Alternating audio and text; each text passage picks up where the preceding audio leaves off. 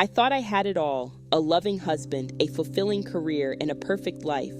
But in the blink of an eye, everything changed.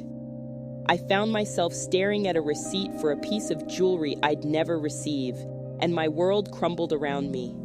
How could the man I trusted with my heart betray me so completely?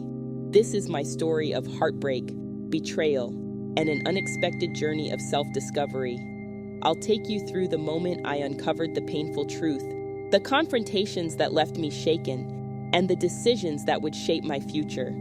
But this isn't just a tale of loss. It's about finding strength I never knew I had, reclaiming my life, and emerging stronger than ever. They say what doesn't kill you makes you stronger. But can you really rebuild a life from the ashes of broken trust? I had always thought I had it all figured out. A loving husband, a fulfilling job as a nurse, and a cozy little house in the suburbs. That was my life, or at least what I believed it to be. My name is Sarah, and this is the story of how my perfect world came crashing down, and how I built something even better from the rubble. Mark and I had been married for 10 years.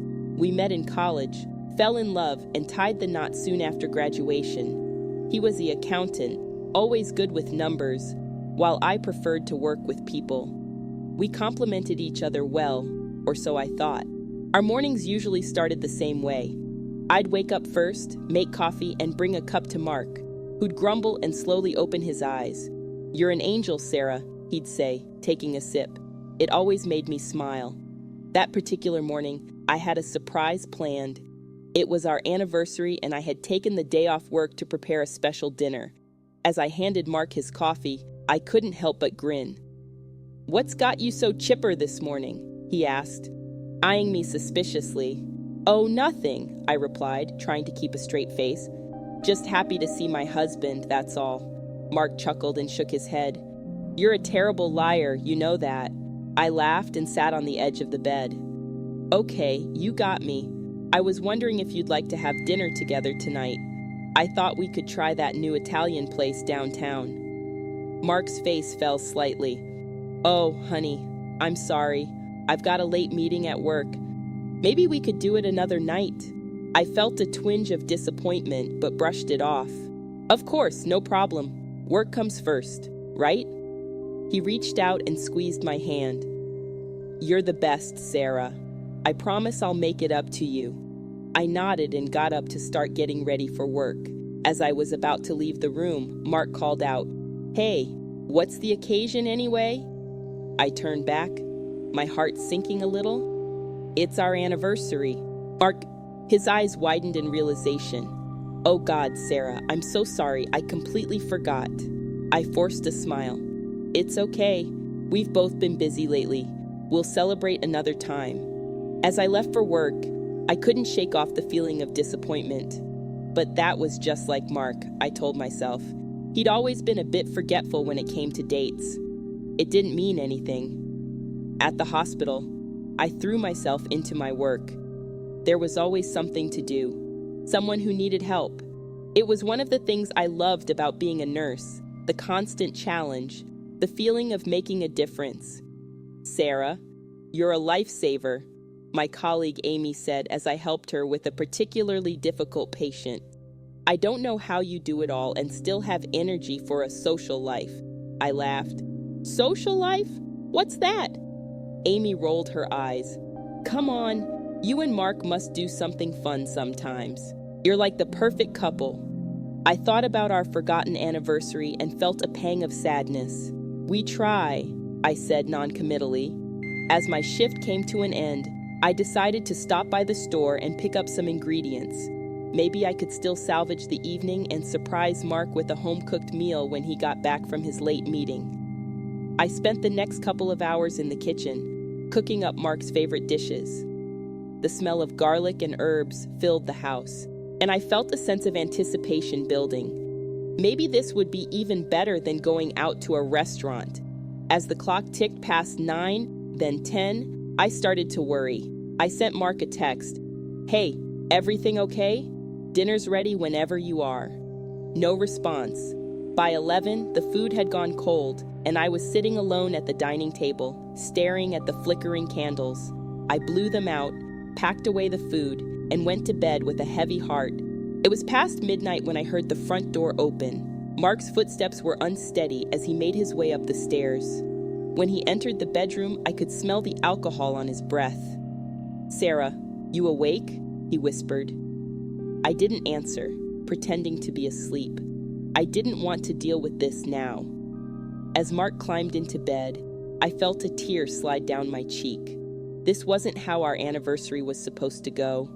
This wasn't how our marriage was supposed to be. But as I lay there in the dark, listening to Mark's gentle snores, I told myself it was just a bad day. Everyone has them, right? Little did I know, this was just the beginning. The start of a journey that would test me in ways I never imagined, but ultimately lead me to discover a strength I never knew I had. The next morning, I woke up feeling groggy and disappointed. Mark was already gone, probably rushing off to work early to make up for last night. I sighed, pushing aside the lingering hurt from our forgotten anniversary. It was a new day, and I had patients who needed me. At the hospital, I threw myself into my work, changing IV bags, checking vitals, and comforting worried family members kept my mind busy. It wasn't until my lunch break that I allowed myself to think about Mark again. "You look like you could use this," Amy said, sliding a cup of coffee across the break room table to me. I gratefully accepted it. "Thanks, Amy. You're a lifesaver." She sat down across from me, concern etched on her face. "Rough night?" I hesitated, then decided to confide in her. "Mark forgot our anniversary. He came home late, drunk." Amy's eyes widened. "That doesn't sound like Mark at all.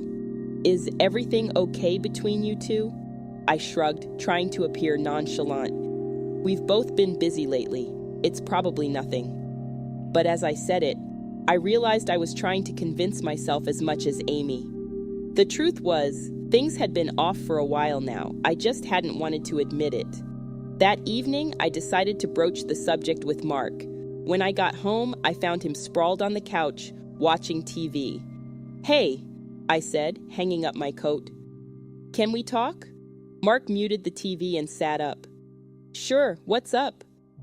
I took a deep breath. "I'm worried about us, Mark. You've been distant lately, working late, forgetting important dates. Is everything okay?"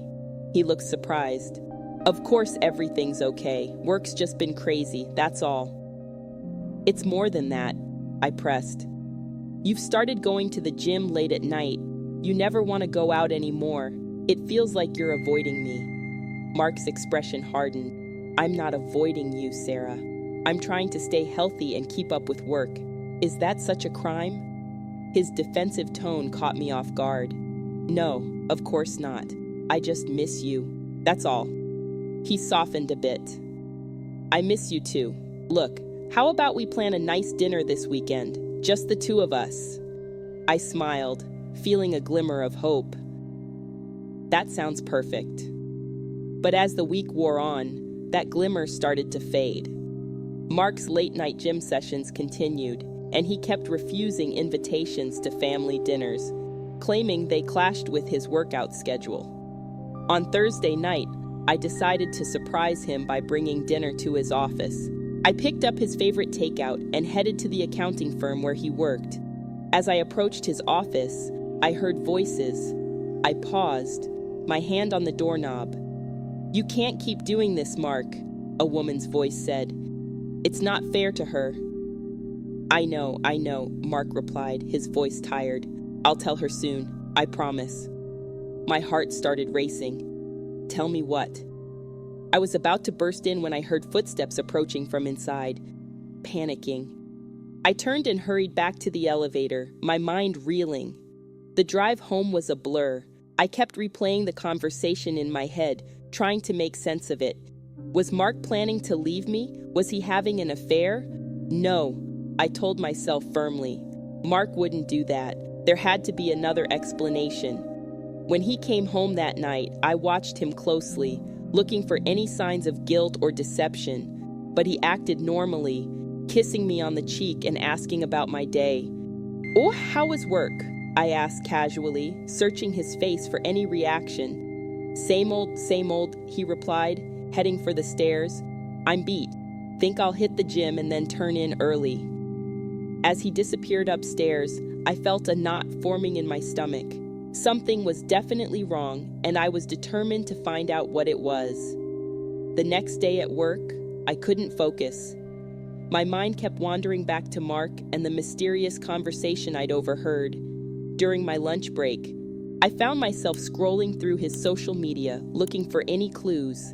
That's when I saw it. A comment on one of his photos from a woman named Lisa. Great seeing you last night. Same time next week. My hands shook as I clicked on her profile. She was young, blonde, and gorgeous, and according to her bio, she was a personal trainer at a local gym. Suddenly, all the pieces started falling into place. The late-night gym sessions, the secretive behavior, the overheard conversation. It all pointed to one terrible conclusion, but I needed proof. I couldn't confront Mark based on a hunch and a vague social media comment. I needed to be sure. As I finished my shift that evening, I made a decision. Tomorrow night, when Mark said he was going to the gym, I would follow him. The thought made me feel sick, but I had to know the truth. I went to bed that night with a heavy heart, lying awake long after Mark had fallen asleep. As I watched his peaceful face in the dim light, I wondered how we had gotten to this point. When had we stopped being partners and started being strangers? Whatever I discovered tomorrow, I knew one thing for certain. Nothing would ever be the same again. The next day dragged on forever. I went through the motions at work, my mind constantly drifting to what I might discover that evening. When my shift finally ended, I rushed home to prepare for my impromptu stakeout. As I pulled into our driveway, I saw Mark's car already there. My stomach churned with anxiety. I took a deep breath, plastered on a smile, and walked inside. Hey, honey, I called out, trying to sound normal. I'm home. Mark appeared from the kitchen, a protein shake in hand. Hey, he replied, giving me a quick peck on the cheek. How was work? Oh, the usual, I said, my voice sounding strained even to my own ears. How about you? Any plans for tonight? He nodded, taking a swig of his shake. Yeah, heading to the gym in a bit. Gotta keep up with my routine, I forced a laugh. Of course. Well, don't let me keep you. As Mark headed upstairs to change, I felt a pang of guilt. Was I really going to spy on my own husband? But then I remembered the overheard conversation, the suspicious comment on social media. I had to know the truth. 20 minutes later, I heard Mark coming down the stairs. I'm off, he called out. Don't wait up. I waited until I heard his car pull out of the driveway before springing into action. I grabbed my keys and bolted out the door, my heart racing. I spotted Mark's car a few blocks ahead and started following at a safe distance. To my surprise, he actually did drive to the gym. For a moment, I felt foolish. Maybe I was just being paranoid after all. But then, as I watched from across the street, I saw her. The blonde woman from the social media profile, Lisa, she was waiting outside the gym, and when Mark pulled up, she got into his car. My heart sank as I watched them drive away together. I followed at a distance, my hands shaking on the steering wheel. They drove for about 15 minutes before pulling into the parking lot of a small Italian restaurant. I parked a few spots away, ducking down in my seat as they walked inside, hand in hand. Through the window, I could see them laughing, looking so comfortable together. Mark reached across the table and took her hand, a gesture he used to do with me. Tears blurred my vision. I wanted to storm in there, to confront them both, but I couldn't move. I just sat there, watching as my world fell apart. After what felt like hours, they finally emerged from the restaurant. I quickly started my car, not wanting to be caught. As I drove home, my mind was a whirlwind of emotions: anger, hurt, betrayal, and a deep, overwhelming sadness. When I got home, I mechanically went through my nightly routine: shower, pajamas, a glass of wine to steady my nerves. I sat on the couch, staring blankly at the TV, not really seeing or hearing anything. Around midnight, I heard Mark's key in the lock. I quickly wiped my eyes and pretended to be engrossed in a late-night show. "Hey," he said, sounding surprised to see me up. "I thought you'd be asleep by now." I shrugged, not trusting myself to speak. He came over and kissed the top of my head. "You okay? You look a little pale." The concern in his voice made me want to scream. How dare he act like he cared when he'd just been out with another woman? "I'm fine," I managed to say. "Just tired, long day at work." Mark nodded, seemingly satisfied with my explanation. "Well, don't stay up too late. You need your rest." As he headed upstairs, I felt a fresh wave of tears threatening to spill over. How long had this been going on? How many lies had he told me? The next few days were a blur. I went through the motions at work, plastered on a fake smile at home, all while my mind raced with questions and doubts. Should I confront him, leave him, pretend I didn't know and hope it was just a phase? I became hyper-aware of everything Mark did. The way he guarded his phone, always keeping it face down or in his pocket. How he'd step out of the room to take calls. The increasing frequency of his work meetings and gym sessions. One evening, as we sat in silence eating dinner, Mark's phone buzzed. He quickly grabbed it, read the message, and a small smile played on his lips. "Work?" I asked, trying to keep my voice neutral. He looked up, startled, as if he'd forgotten I was there. "Oh, yeah, just a colleague with a question about a project." I nodded, pushing my food around my plate. The lies were becoming more frequent, more obvious, or maybe I was just finally opening my eyes to what had been happening all along. That night, as Mark slept soundly beside me, I lay awake, staring at the ceiling. I thought about our life together, the dreams we'd shared, the future we'd planned. How had we gone from that to this? I realized then that I couldn't go on like this. The doubt, the suspicion, the constant anxiety, it was eating me alive. I needed answers, and I needed them soon. As the first light of dawn crept through our curtains, I made a decision. I would confront Mark, not with accusations or anger, but with honesty. I would lay out my suspicions, my fears, and hope that he would be honest in return. Little did I know, the confrontation would come sooner than I expected, and in a way I never could have anticipated. I found myself staring at my phone, debating whether to check his location. Earth to Sarah. Amy's voice broke through my thoughts. "You okay? You've been staring at that salad like it holds the secrets of the universe." I forced a laugh. "Sorry, just lost in thought." Amy sat down across from me, concern etched on her face. "Is this about Mark? Did you talk to him?" I shook my head. "Not yet, but I'm going to. Tonight?" She reached across the table and squeezed my hand. "You've got this, Sarah. Whatever happens, I'm here for you." Her support gave me a boost of courage. As soon as my shift ended, I headed home, rehearsing what I was going to say to Mark in my head. But when I got home, the house was empty. No note, no text explaining where he was. I felt the familiar knot of anxiety tightening in my stomach. I decided to use this time to my advantage. If Mark was hiding something, there had to be evidence somewhere. I hated the idea of snooping, but I needed answers. I started in our bedroom, methodically going through drawers and closets.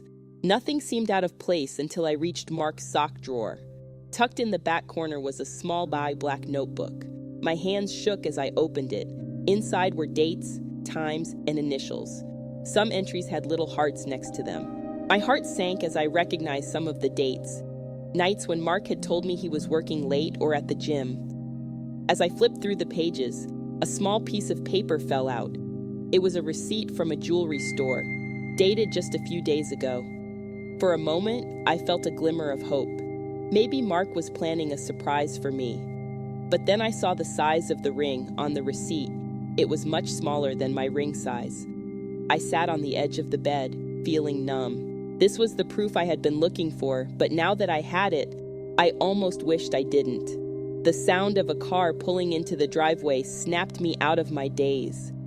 I quickly put everything back where I found it and headed downstairs. Mark walked in, looking surprised to see me. "Hey, you're home early." I nodded, not trusting myself to speak. He must have sensed something was off because he asked, "Everything okay?" I took a deep breath. It was now or never. "Mark, we need to talk." His face fell slightly, but he nodded. "Okay, what's up?" I led him to the living room and sat down on the couch. He sat across from me, looking wary.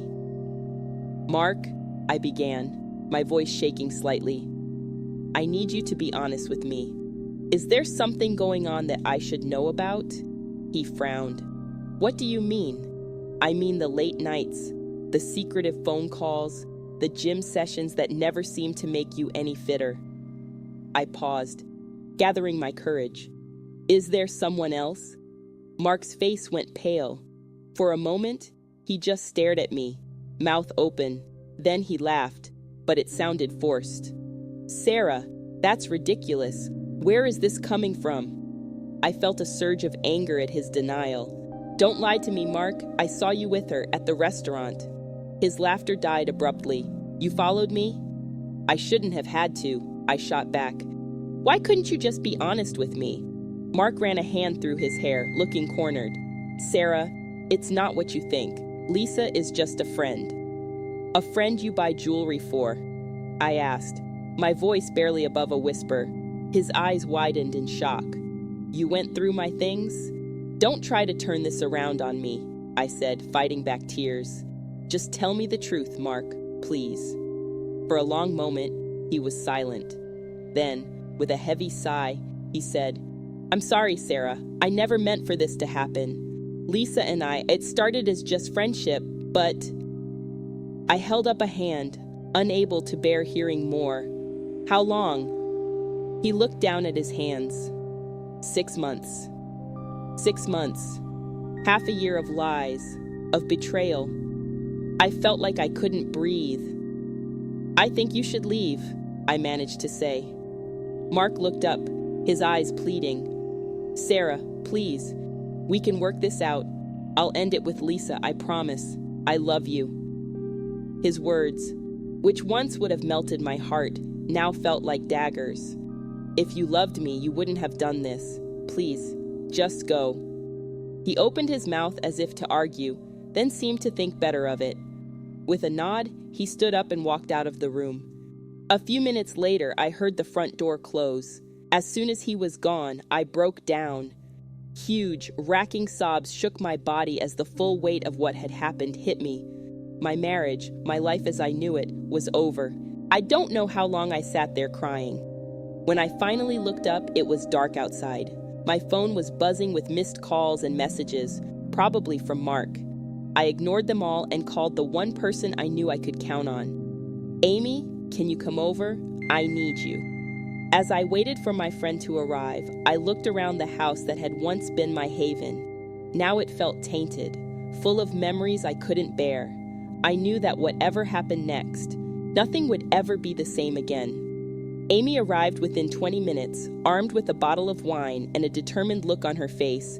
As soon as she saw me, she pulled me into a tight hug. "Oh, Sarah," she said softly. "I'm so sorry."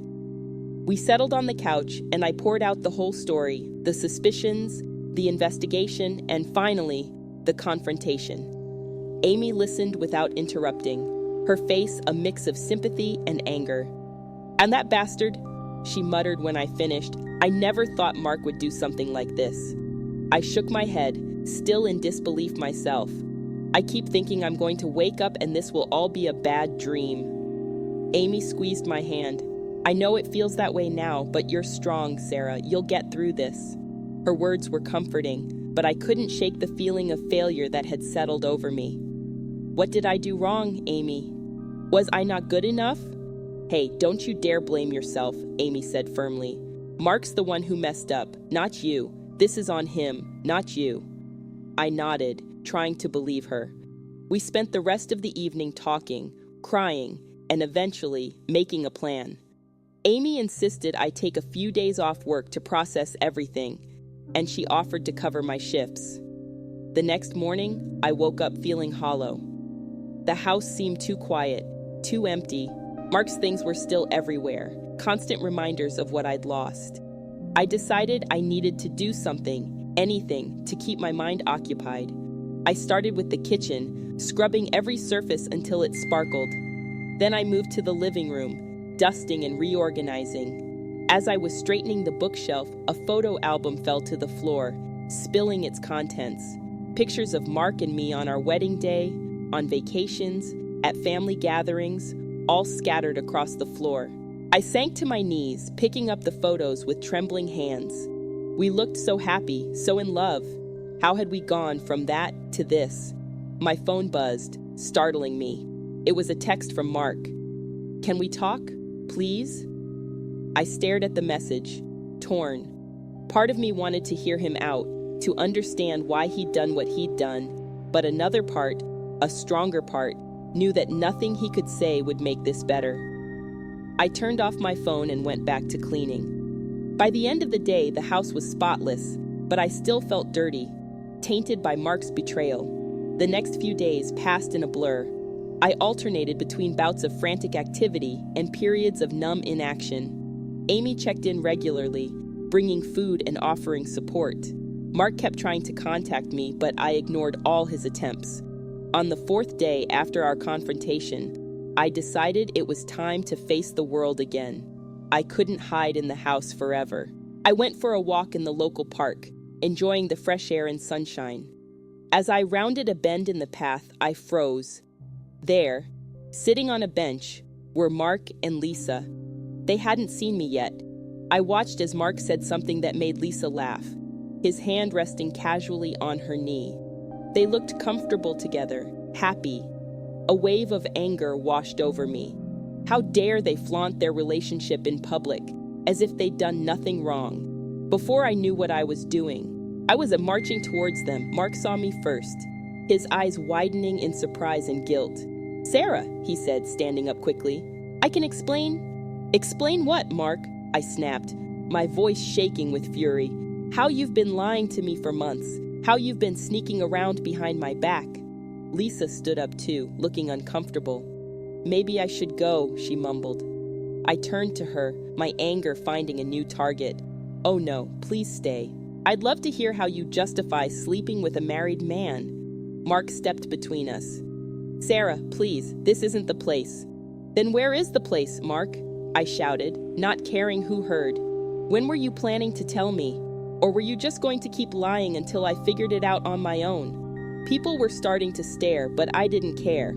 All the pain and anger I'd been holding in for days came pouring out. "I trusted you," I said, my voice breaking. "I loved you, and this is how you repay me." Mark reached out to touch my arm, but I jerked away. "Don't touch me. Don't ever touch me again." With that, I turned and walked away, leaving them standing there. I heard Mark call my name, but I didn't look back. As I hurried home, tears streaming down my face, I felt a strange mix of emotions. I was hurt, angry, embarrassed, but underneath it all, there was a glimmer of something else: relief. For the first time since I'd discovered Mark's betrayal, I felt like I could breathe. I'd faced my fears, confronted the reality of my situation head-on, and I'd survived. When I got home, I did something I'd been avoiding. I called a lawyer. "Hello," I said when the receptionist answered. "I'd like to schedule a consultation about divorce proceedings." As I hung up the phone, I felt a weight lift from my shoulders. This wasn't the end I'd wanted for my marriage, but maybe it was the beginning of something new, something better. I looked around at the house I'd shared with Mark, at the life we'd built together. It was time to start dismantling it, piece by piece. It would be hard, painful work, but I was ready. For the first time in days, I felt a spark of hope. I didn't know what the future held, but I knew one thing for certain. I was stronger than I'd ever given myself credit for, and I was going to get through this, no matter what. The next morning, I woke up feeling different. There was a strange mix of dread and determination in my gut. I had an appointment with the divorce lawyer later that day, and I was terrified, but also oddly excited. It felt like I was finally taking control of my life again. I got dressed, putting on my favorite blouse, the one Mark always said made my eyes pop. Today, I wasn't wearing it for him. I was wearing it for me. As I was about to leave, my phone buzzed. It was Amy. Good luck today. You've got this. Call me after. I smiled, grateful for her support. Will do. Thanks, Amy. The law office was intimidating. All polished wood and leather chairs. The lawyer, a stern-looking woman named Miss Thompson, greeted me with a firm handshake. So, Mrs. Johnson, she said, settling behind her desk. Tell me about your situation. I took a deep breath and launched into my story. As I spoke, Miss Thompson took notes, her face impassive. When I finished, she looked up at me over her glasses. I'm sorry you're going through this, Mrs. Johnson, she said, her voice softer than I expected. But you've made the right decision in seeking legal counsel. Now, let's discuss your options. For the next hour, we talked about asset division, alimony, and 100 other things I'd never thought I'd have to consider. My head was spinning by the end of it. One last thing, Ms. Thompson said as I was getting ready to leave. I'd advise you to gather as much financial information as you can. Bank statements, investment portfolios, anything that gives us a clear picture of your marital assets. I nodded, feeling overwhelmed. I'll do that.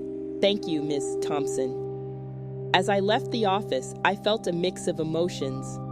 Part of me was scared about what lay ahead, but another part felt empowered. I was taking steps to reclaim my life.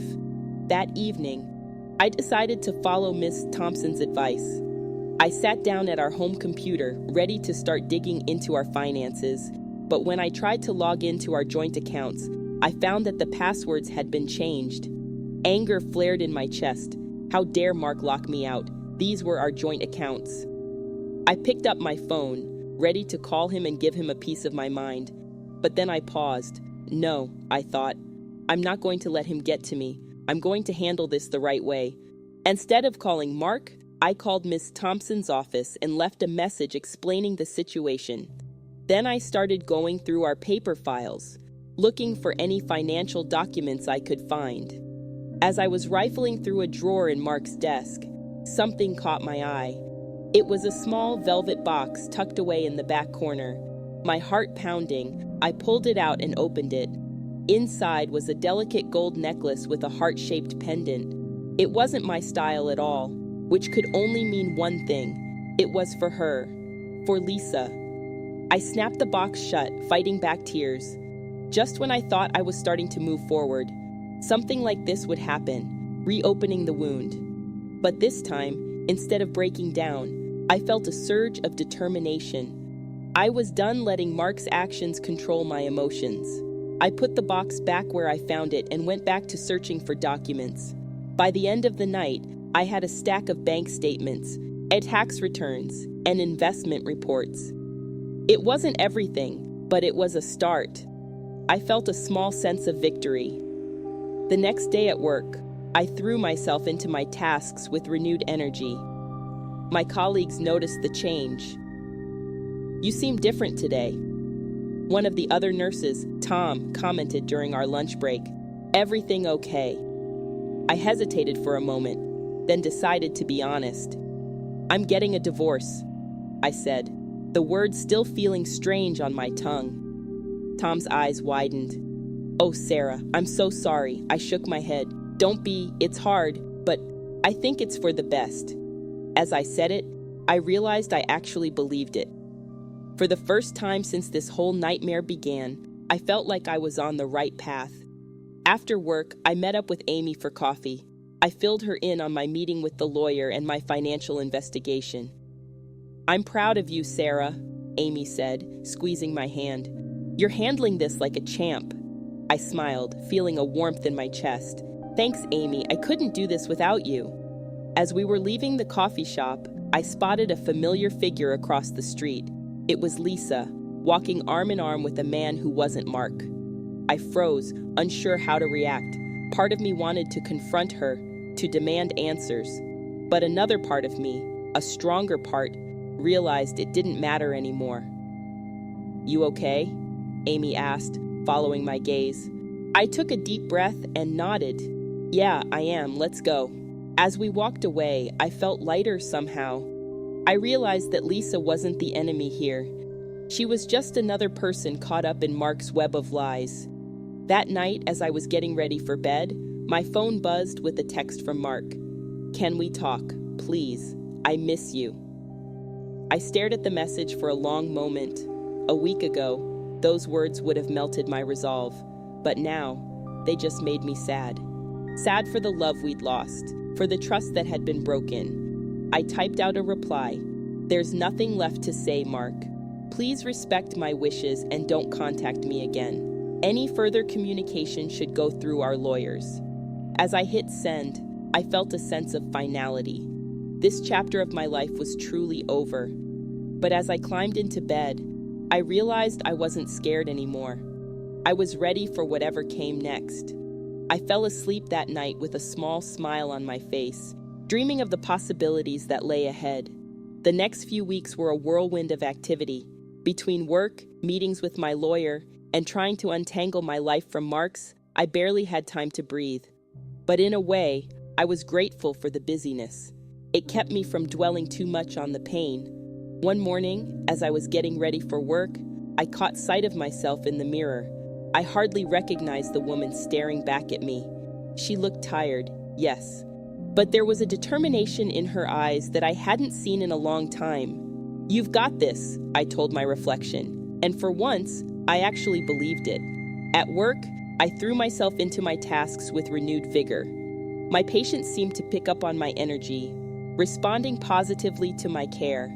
It felt good to be making a difference, to be focusing on something other than my own problems. During my lunch break, I got a call from Miss Thompson. "Mrs. Johnson," she said. "Thompson's office." She was waiting for me, a stack of papers on her desk. "Mrs. Johnson," she said, gesturing for me to sit. "I'm afraid I have some concerning news. According to these documents, your husband has been moving significant amounts of money into a separate account over the past year." I felt like I'd been punched in the gut. "What? How much?" Ms. Thompson slid a paper across the desk. I looked at the number and felt dizzy. It was nearly half of our savings. "This complicates things," Ms. Thompson continued. "But don't worry, we can file a motion to freeze the assets and investigate further." I nodded numbly, still trying to process this new betrayal. Just when I thought Mark couldn't hurt me anymore, he found a new way to do it. As I left the office, my phone buzzed. It was a text from Mark. "We need to talk. It's important." I stared at the message, anger bubbling up inside me. How dare he? After everything he'd done, he still thought he had the right to demand anything from me. Without thinking, I found myself dialing his number. He picked up on the first ring. "Sarah, I'm so glad you called." "Save it, Mark." I cut him off. "I know about the money. How could you?" There was a long pause on the other end. When Mark spoke again, his voice was quiet. "I can explain." "Explain what?" I snapped. "How you've been stealing from our future. How you've been planning this for months." "It's not like that," Mark protested. I was scared. I didn't know what was going to happen, and I wanted to make sure I was protected." His words hit me like a slap in the face. "Protected? From what, Mark? From me? I'm not the one who cheated. I'm not the one who lied. I'm not the one who threw away 10 years of marriage for a fling with a younger woman." I was shouting now, not caring who heard. All the anger, all the hurt I'd been holding in came pouring out. "You know what, Mark? Keep the money. If that's what's important to you, if that's what you think you need protection from, then you can have it. But don't you dare try to contact me again. We're done. For good." I hung up before he could respond, my hands shaking. For a moment, I just stood there in the middle of the sidewalk, trying to catch my breath. Then, to my surprise, I started to laugh. It wasn't a happy laugh, but it wasn't entirely bitter either. It was the laugh of someone who had finally seen the truth, who had finally broken free. I walked home with my head held high, feeling lighter than I had in weeks. Yes, Mark had taken some of our money, but he couldn't take my dignity, my self-respect. Those were mine, and I was never going to let anyone threaten them again. When I got home, I poured myself a glass of wine and sat down at my computer. I opened up a document and started typing. At the top, I wrote, "My new life plan." For the next few hours, I brainstormed. I wrote down goals, dreams, things I'd always wanted to do but had put aside for the sake of my marriage. Travel, learn a new language, maybe even go back to school for an advanced degree. As I wrote, I felt a sense of excitement growing. For the first time in a long time, I was thinking about my future not in terms of us, but in terms of me. And you know what? It felt pretty damn good. I went to bed that night with a smile on my face. Yes, there were still challenges ahead. The divorce was far from finalized, and I knew there would be more difficult days to come. But I also knew that I was strong enough to face whatever came my way. Mark might have taken some of our money, but he'd given me something far more valuable in return. The push I needed to reclaim my life, my dreams, and my future. As I drifted off to sleep, I found myself looking forward to tomorrow for the first time in months. I didn't know exactly what it would bring, but I knew one thing for certain. Whatever happened, I was going to face it head-on with courage and determination. The old Sarah might have been knocked down by Mark's latest betrayal, but the new Sarah? She was just getting started. I woke up the next morning with a sense of purpose I hadn't felt in months. My new life plan was sitting on my nightstand, a tangible reminder of the future I was building for myself. But first, I had to deal with the present. I called Ms. Thompson as soon as her office opened. "I want to move forward with freezing the assets," I told her, my voice firm, "and I want to push for full financial disclosure, no more secrets." "Understood, Mrs. Johnson," she replied. "I'll file the motions today. In the meantime, I think we should schedule a mediation session with your husband and his lawyer. It might be our best chance to resolve this without a lengthy court battle." I agreed, even though the thought of facing Mark made my stomach churn. But I was done running from difficult conversations. It was time to face this head-on. The mediation was scheduled for the following week. In the days leading up to it, I threw myself into preparation. I gathered every financial document I could find, made lists of questions, and even practiced what I wanted to say in front of the mirror. The morning of the mediation, I stood in front of my closet, trying to decide what to wear. My eyes fell on a red dress I'd bought years ago but never had the courage to wear. Mark had always said it was too bold, too attention-grabbing. Well, today was all about being bold. I slipped on the dress, did my makeup, and looked at myself in the mirror. The woman staring back at me looked confident, powerful, ready for anything. As I walked into the mediation room, I saw Mark's eyes widen. Good, I thought. Let him see what he's lost. The mediator, a kind-looking older man, introduced himself and explained the process. Then he turned to Mark. "Mr. Johnson, would you like to start by explaining your position?" Mark cleared his throat, looking uncomfortable. I made a mistake. I know that now. I was scared and confused, and I made some bad decisions. But I want to make things right." I scoffed, unable to help myself. The mediator gave me a gentle look. "Mrs. Johnson, you'll have your turn to speak. Please let your husband finish," Mark continued, talking about how sorry he was, how he wanted to work things out, how he was willing to do whatever it took to fix things. But all I could think about was the secret bank account. The lies, the betrayal. When it was my turn to speak, I took a deep breath and looked Mark straight in the eye. "I came here today not to reconcile, but to get what's rightfully mine. You betrayed me, Mark. You lied to me, cheated on me, and tried to hide our money from me. I can't trust you anymore, and I don't want to." I turned to the mediator. "I want a fair division of our assets. including the money he tried to hide. I want the house, and I want this to be over as quickly as possible so I can move on with my life. The rest of the session was a blur of numbers and negotiations. Mark's lawyer argued that the separate account was for a business venture, not an attempt to hide assets. My lawyer countered with evidence of the affair, arguing that it showed a pattern of deception. Through it all, I stayed focused, refusing to let Mark's pleading looks or attempts at apology sway me. This wasn't about revenge or punishment. It was about standing up for myself and securing my future. As the session wound down, the mediator looked between us. It seems we've made some progress today, but there are still issues to resolve. I suggest we schedule another session for next week. I nodded, gathering my things. As I stood to leave, Mark reached out and grabbed my hand. "Sarah, please, can we talk? Just for a minute?" I looked down at his hand on mine, then back up at his face. For a moment, I saw the man I had fallen in love with all those years ago. But then I remembered the lies, the betrayal, the hurt.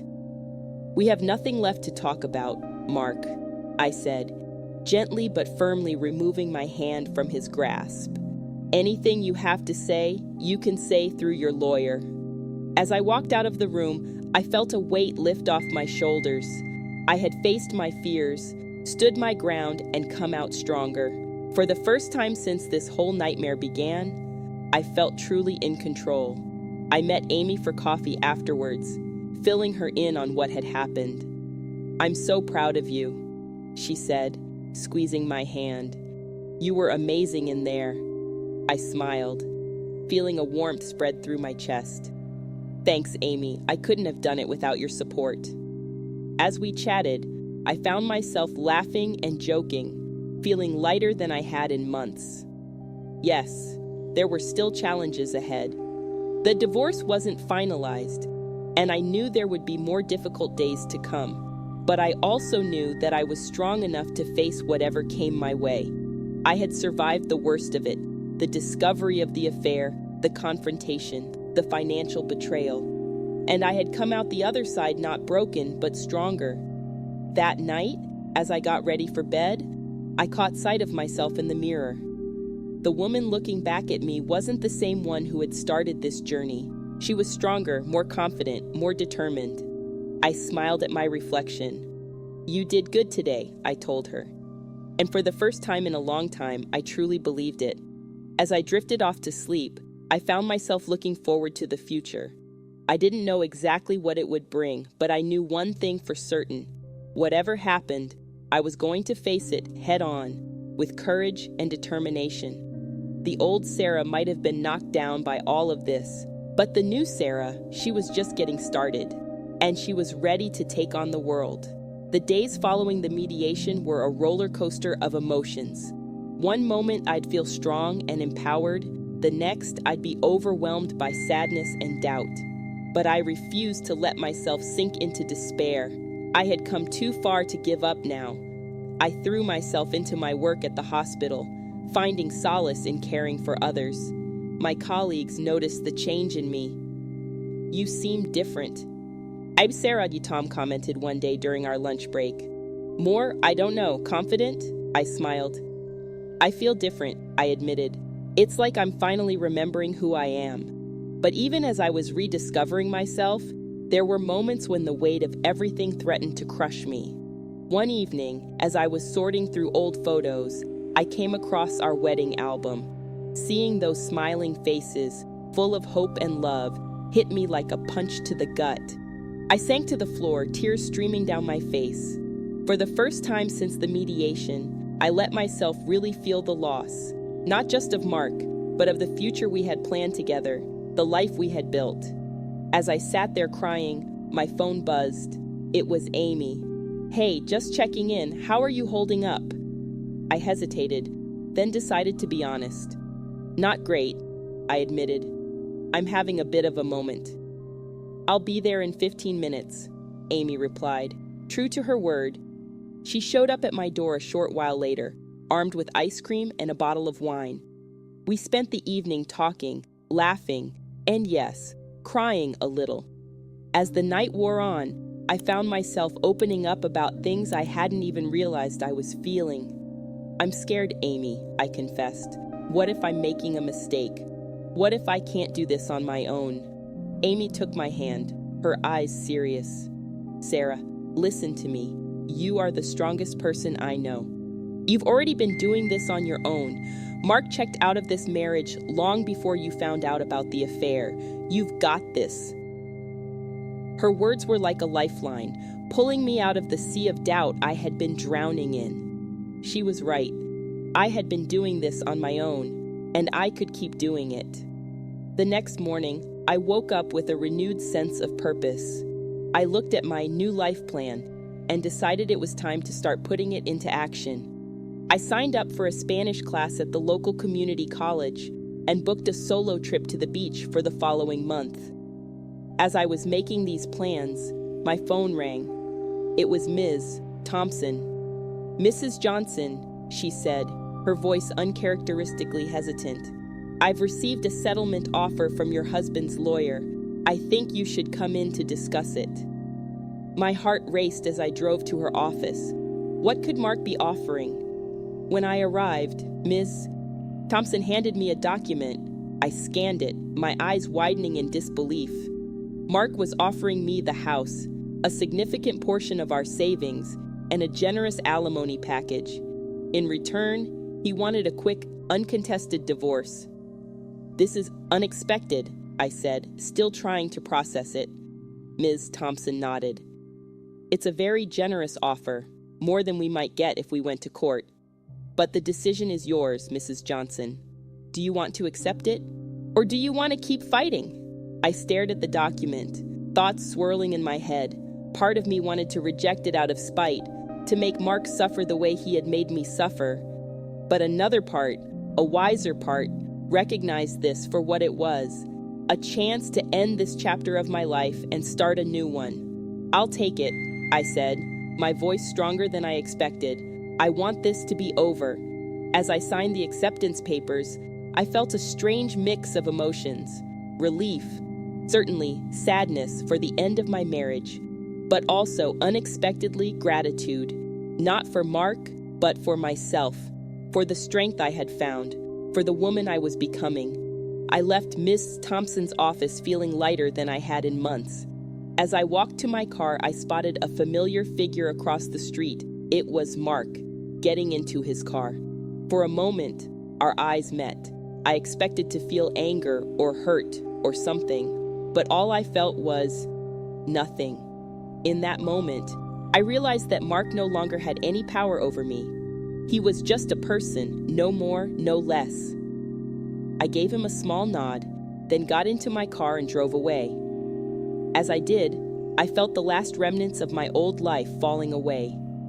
The road ahead was uncertain, but for the first time in a long time, I was excited to see where it would lead. That night, I sat on my porch, sipping a glass of wine and looking up at the stars. I thought about everything that had happened, everything I had been through. It had been hard, harder than anything I'd ever faced before. But I had survived. More than that, I had grown. I wasn't the same Sarah who had started this journey. I was stronger, wiser, more confident in myself and my abilities. As I sat there, I made a promise to myself. No matter what the future held, I would never again let anyone make me feel small or unworthy. I would never again compromise my happiness for someone else's. I was Sarah Johnson, and I was ready to take on the world. The best was yet to come. As I walked into the courthouse for the final divorce hearing, I felt a strange sense of calm. This was it, the end of one chapter and the beginning of another. I smoothed down my new suit, a power outfit I'd bought specifically for this day, and took a deep breath. Mark was already there, standing with his lawyer. Our eyes met briefly, and I was surprised to feel nothing. No anger, no hurt, just a vague sense of recognition, like seeing an old acquaintance on the street. The proceedings were brief and anticlimactic. The judge reviewed our settlement, asked if we both agreed to the terms, and then it was done. With the bang of a gavel, my marriage was officially over. As we left the courtroom, Mark approached me. "Sarah, He started, but I held up a hand. "It's done, Mark," I said, my voice steady. "We both need to move on now." He nodded, looking both relieved and a little sad. "I really am sorry for everything." "I know," I replied, and I did know, but it didn't change anything. "Goodbye, Mark." I walked away, my heels clicking on the marble floor. Each step felt like a step towards my new life. Outside, Amy was waiting for me. "How do you feel?" she asked, giving me a hug. I thought for a moment. "Free," I said finally. "I feel free." We went out for lunch to celebrate. As we clinked our glasses together, Amy grinned at me. "To new beginnings," she said. "To new beginnings," I echoed, feeling a surge of excitement for what lay ahead. The next few weeks were a whirlwind. I threw myself into my Spanish classes, loving the challenge of learning something new. I redecorated the house, making it truly my own for the first time, and I started volunteering at a local women's shelter, feeling a need to give back and help others who might be going through similar struggles. At work, things were looking up too. My boss called me into his office one day, a smile on his face. "Sarah, I've been impressed with your work lately," he said. "There's an opening for a head nurse position, and I think you'd be perfect for it. Are you interested?" I felt a thrill of excitement. "Absolutely," I said without hesitation. "When can I start?" As I threw myself into my new role, I felt more fulfilled than I had in years. I was making a real difference, both in my patients' lives and in the running of the hospital. It was challenging, sometimes exhausting, but I loved every minute of it. My solo trip to the beach was approaching, and I found myself looking forward to it with a mixture of excitement and nervousness. I'd never traveled alone before, always relying on Mark to make the plans and decisions. But now it was all up to me. The day of my trip arrived, and as I boarded the plane, I felt a surge of pride. I was doing this. I was stepping out of my comfort zone and embracing new experiences. The week at the beach was transformative. I tried new things, surfing lessons, a cooking class, even a salsa dancing night.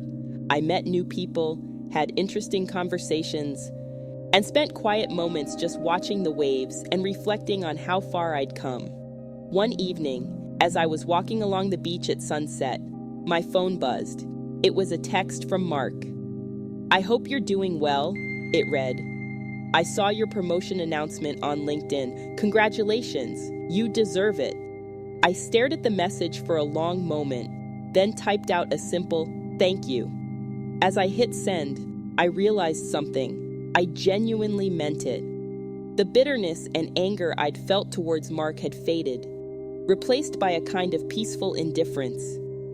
He was part of my past now, not my present or my future. When I returned home, I felt refreshed and re-energized. I threw myself back into work with renewed vigor, and my efforts didn't go unnoticed. My new ideas and initiatives were well received, and I could see the positive impact they were having on patient care. One day, as I was leaving work, I ran into Tom in the parking lot. "Hey, Sarah," he said, looking a bit nervous. "I was wondering if you'd like to grab coffee sometime, just as friends, of course." I was surprised to feel a flutter of excitement. "I'd like that," I said with a smile. As I drove home, I couldn't stop smiling. It wasn't about Tom specifically. It was the realization that I was open to new possibilities again. The future stretched out before me, full of potential and promise. That night, I sat on my porch, sipping a glass of wine and looking up at the stars. I thought about everything I'd been through, everything I'd learned about myself. The journey hadn't been easy, but I wouldn't change it for anything. I was stronger now, more confident in who I was and what I wanted. I'd faced my worst fears and come out the other side not just surviving, but thriving. As I sat there, I made a toast to myself. "Here's to you, Sarah," I said softly. "Here's to second chances, to new beginnings, and to the amazing life you're going to build. The path ahead wasn't clear, and I knew there would be more challenges to face, but I was ready for them. I was Sarah Johnson, survivor, fighter, and now, finally, the author of my own story. And my story? It was just getting started.